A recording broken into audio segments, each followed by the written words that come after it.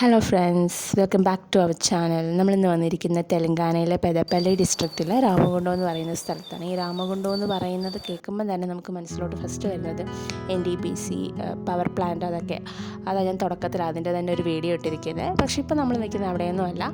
ഇവിടെ തന്നെയുള്ളൊരു പുണ്യമായ ഒരു ചരിത്രപരമായ ഒരു ക്ഷേത്രത്തിലാണ്, ശ്രീരാമപാദ ക്ഷേത്രം. അതിൻ്റെ പിന്നിൽ തന്നെ ഒരു വലിയൊരു കഥയുണ്ട്. അതായത് നമ്മളിപ്പോൾ ഈ നിൽക്കുന്ന രാമഗുണ്ടം എന്ന് പറയുന്ന പേര് ഈ ഒരു നഗരത്തിന് കിട്ടിയത് എങ്ങനെയാണെന്ന് വെച്ചാൽ, അതിന് പിന്നിൽ നമ്മളിപ്പോൾ ഈ നിൽക്കുന്ന ശ്രീരാമപാദ ക്ഷേത്രമാണ്. ഇവിടുത്തെ ആളുകൾ അതിന് ശ്രീരാമുനി ഗുണ്ടാലു എന്നാണ് പറയുന്നത്. അതിന് പിന്നിലൊരു കഥയുണ്ട്. അതായത് ഭഗവാൻ ശ്രീരാമൻ സീതാദേവിക്കും ലക്ഷ്മണനും ഒപ്പം 14 വർഷത്തെ വനവാസത്തിന് ഇറങ്ങിയപ്പോൾ അവർ ഈ കുന്നുകളിൽ താമസിച്ചു എന്നാണ് ഇവിടെയുള്ളവരുടെ വിശ്വാസം. അതിൻ്റെ തെളിവായിട്ട് ഭഗവാന്റെ കാൽപ്പാടുകൾ പതിഞ്ഞ പാറകൾ, അതായത് രാമപാദം, നമുക്ക് ഈ ക്ഷേത്രത്തിൽ കാണാൻ പറ്റുമെന്നാണ് ഇവിടെയുള്ളവർ പറയുന്നത്. ഇവിടുത്തെ മറ്റൊരു അത്ഭുതം എന്ന് പറയുന്നത്, മലനിരകളിൽ കാണുന്ന 108 പ്രകൃതിദത്തമായ നീരുറവകൾ, വാട്ടർ സ്പ്രിങ്സ് നമുക്കിവിടെ കാണാം.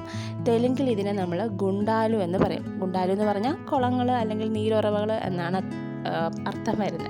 വനവാസകാലത്ത് അവരുടെ വെള്ളത്തിൻ്റെ ബുദ്ധിമുട്ടുണ്ടാവാതിരിക്കാൻ വേണ്ടിയിട്ട് പ്രകൃതി തന്നെ അവർക്ക് ഒരുക്കിയ ഉറവകൾ എന്നാണ് വിശ്വസിച്ചിരിക്കുന്നത് ഇവിടെയുള്ള ആൾക്കാർ.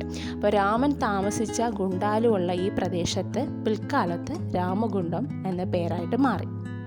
ഇവിടുത്തെ ജെൻഗോ ഹിൽസിൻ്റെ മുകളിലായിട്ടാണ് ഈ പഴയ ക്ഷേത്രം സ്ഥിതി ചെയ്യുന്നത്. ഇതിൽ ആരോ മാർക്സ് ഫോളോ ചെയ്ത് നമ്മൾ പോവുകയാണെന്നുണ്ടെങ്കിൽ ഈ കുന്നിൻ്റെ അങ്ങറ്റം വരെ എത്തും.